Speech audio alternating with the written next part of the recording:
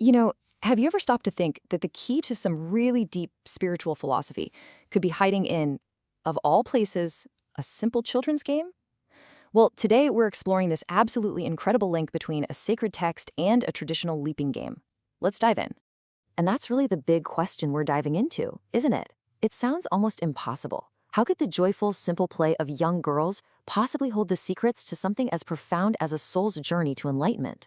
Well, let's take a closer look and find out. All right, so first things first. To even begin to understand the philosophy, we've got to get a handle on the game itself. We're starting with the first piece of our puzzle, a traditional folk game called Unthipara. So, picture this. Unthipara was this super common game, just brimming with energy and joy. And the name itself kind of gives you a big clue. It's all about that upward motion, about leaping high and taking flight. The way you play it is actually pretty simple, but it's got this really cool rhythm to it. It's basically a call and response. One girl kicks things off with a verse. Her friend jumps in to complete it. And then, here comes the best part. They leap into the air together, shouting the name of the game, Unthipara. It's this beautiful mix of song, teamwork, and pure physical energy. And get this wasn't just them singing random tunes. The verses they sang were often in praise of deities. So this simple game suddenly transforms from just playtime into this joyful act of devotion. It's a perfect example of how the spiritual was just seamlessly blended right into everyday life. Okay, so we've got the game down. Now, let's switch gears and look at the other side of this amazing story, the really profound philosophical text known as Thiruvunthiyar. Yeah, this really shows the leap we're making here, doesn't it? We're literally going from the playground to the library, from a lighthearted folk tradition to a real heavyweight of religious and philosophical writing.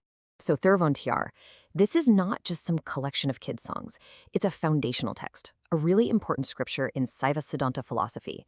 It's basically a guide that tackles the really big questions of existence. How do you achieve liberation? What's the true nature of God? I mean, we're talking about some seriously deep, abstract stuff here, like attaining divine grace and letting go of all your attachments. It seems like it's a million miles away from the simple act of jumping in a game. Or is it?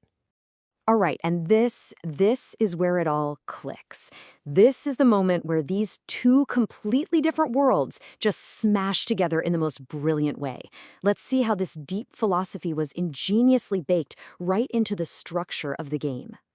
You see, the author of Thiruvunthiyar did something totally amazing. Instead of writing some dense academic book that only scholars could understand, they took the format of the Unthipara game. The entire scripture is actually written as a series of these call and response songs. Just take a look at this verse, straight from the text. You can almost hear the rhythm of the game in it, can't you? It ends with that same refrain, Unthipara. So what's it actually saying? And here's what it means. The verse is a direct spiritual command. It's basically asking, hey, you've got this amazing chance at divine grace, so why are you still getting stuck in your old bad habits? It's literally telling you, let them go, leap and fly. And this is the genius of it, right here. This is the brilliant metaphor at the heart of the whole thing. In the game, Unthipara is a physical command, jump, but in the philosophy, it becomes a spiritual command, let go of your attachments, let your sorrows just fly away. So what the author did was just incredible. They took this physical action everyone knew, this joyful leap, and turned it into this powerful symbol for a huge spiritual idea. That physical jump becomes the soul's leap over all the stuff that holds it down. It's an absolutely brilliant way to teach. So you might be thinking, okay, that's a clever trick, but why does it matter so much? Well, this fusion of play and philosophy is so much more than a cool literary device. Let's dig into what it tells us about the culture that came up with it. And here's the thing, this wasn't some isolated, one-off idea. It was part of a whole cultural mindset where the sacred wasn't separate from daily life. Philosophy wasn't locked away in a temple.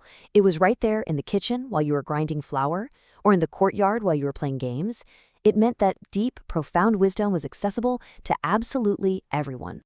Yeah, this quote just nails it, doesn't it? By using the familiar rhythm of a simple game, the author made these really complex metaphysical ideas easy to understand, easy to remember, and even fun.